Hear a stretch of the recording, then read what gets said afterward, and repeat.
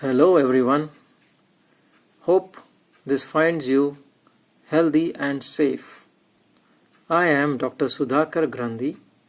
I am a dermatologist and I am practicing at Aundh, Pune at the Skin Clinic. Today I am going to discuss with you a common disorder called urticaria.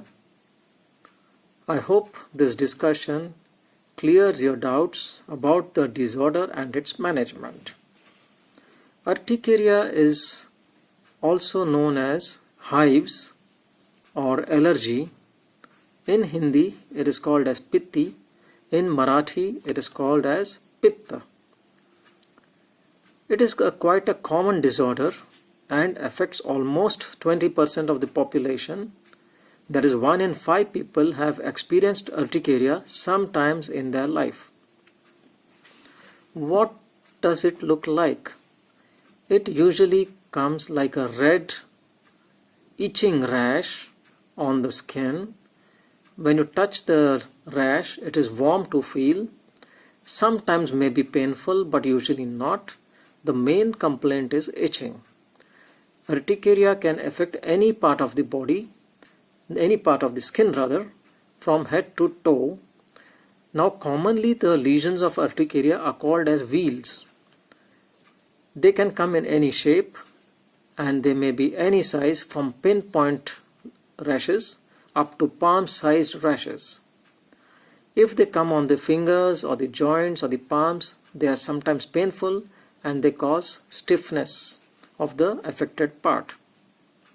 Usually the lesions of urticaria last for half an hour to 1 hour and they disappear on their own, but they tend to recur again at other sites of the body. They do not leave any marks when they disappear. There is a form of urticaria which is called angioedema. Now this sort of urticaria is when the lesions are very big and they cause swelling of the lips, swelling around the eyes, and the same swelling, if it comes into the throat or the lungs, can cause a choking sensation or a hoarseness of the voice or difficulty in breathing, and this is an emergency. This is the more serious form of urticaria, the angioedema part, but it is quite uncommon. Now urticaria is classified into 2 ways. If it lasts before 6 months, it is called as acute urticaria.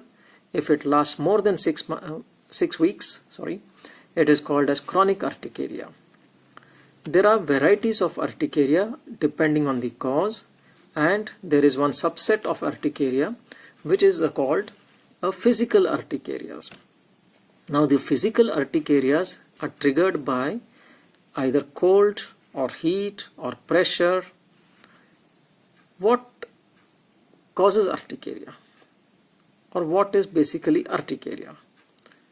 In urticaria, there is a release of histamine, which is a chemical produced by the mast cells.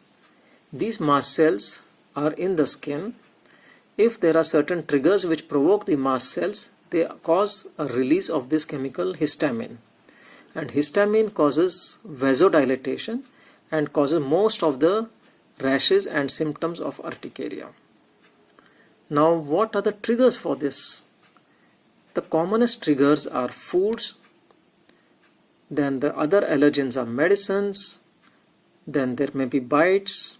Now in the food, the protein containing foods are common causes of allergies, the urticarias, and the commonest reason is eggs, shellfish, non-vegetarian food, chana dal or tur dal. Chana dal also is chickpeas or besan. These are common ingredients of the food which we eat, which can cause urticaria. In addition to this, most of the packaged foods have got chemical preservatives, chemical additives for flavoring, artificial synthetic colors. These all also cause allergies or urticarias. And these are common reasons for the chronic type of urticaria. The second reason for urticaria is medication. Antibiotics, painkillers, aspirin, some anti-blood pressure medicines are known to cause urticaria. Sometimes a septic focus in the body, that is an infection in the body, can also trigger urticaria. Commonly, stomach infections like worm infestations, throat infections, tooth infections are known causes of urticaria. There are some less common forms of urticaria, which are the autoimmune disorders. Now, the autoimmune disorders, amongst them, thyroid disease is one cause of urticaria. Also, there are some other diseases like SLE, that is the lupus, but they are not very common. Now, what are the tests we do for urticaria? How do we diagnose urticaria? Commonly, we diagnose urticaria by a detailed clinical examination and a very detailed history. In acute urticarias, it's quite easy to find out the reason by a history taking. Many a times, the trigger factor is identified by the patient himself. In chronic urticarias, it is quite difficult to pinpoint the exact cause of the disease. Some basic blood tests can be done, which are the routine hemogram, urine, LFTs.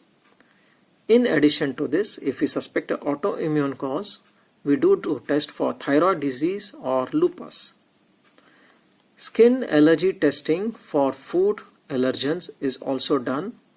It can be done either through the blood or a pinprick test, but the results are not satisfactory because most of the allergens of the food or the trigger factors in the food cannot be identified.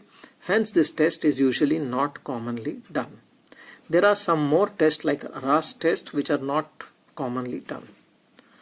Once we know the reason for the urticaria, then we can come to the treatment of urticarias. Now, commonly, since the symptoms are caused by the release of histamine, we give antihistamine medication. How do they act? They act by blocking the action of histamine on the skin and so relieve the symptoms of the patient. Commonly, antihistaminics are the first generation and the second generation antihistaminics. The first generation antihistaminics are the old ones like chlorpheniramine maleate, hydroxyzine, etc. Though effective, these antihistaminics have quite a few side effects, amongst them drowsiness, sedation, dryness of the mouth, psychomotor intolerance are common.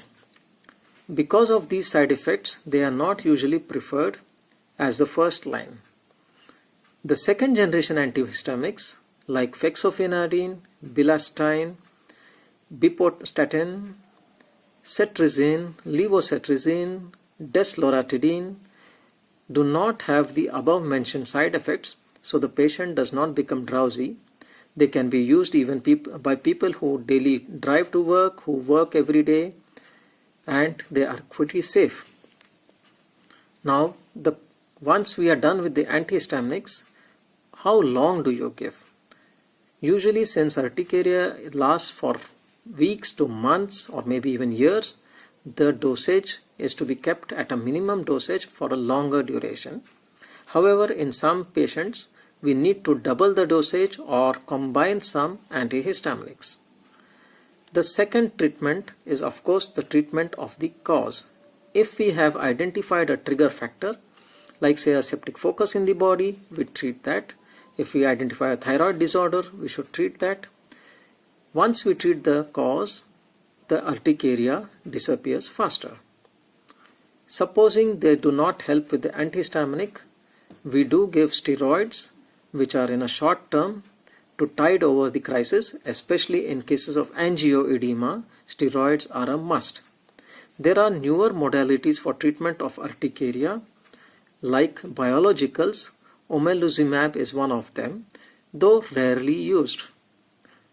Now, once we have found out the cause of urticaria and we have given the treatment, urticaria resolves. So, though it is a very irritating and frustrating disease, do not lose hope. as a patient, you may take certain preventive precautions. One, of course, is to try to find out the reason for the urticaria by observing your diet and looking for triggers in the food. Sometimes we advise patients to keep a food diary to write down whatever they have eaten every day, and if they have a flare-up of urticaria, we try to correlate which food is recurring in that. Food elimination, of course, is one more way in which we try to stop the common foods for a certain period of time, and then once the patient is settled, we introduce a food after certain intervals to see whether there is a flare-up of urticaria. This is the food challenge test which is commonly used. In the physical urticarias like a cold urticaria, prevention consists of wearing warm clothes. In heat-induced urticaria, that is cholinergic urticaria, wear loose-fitting, comfortable clothes. Basic precautions and sensible diet help in a long way to clear you of your urticaria so that you are happy and the physician also is happy. Thank you and stay safe.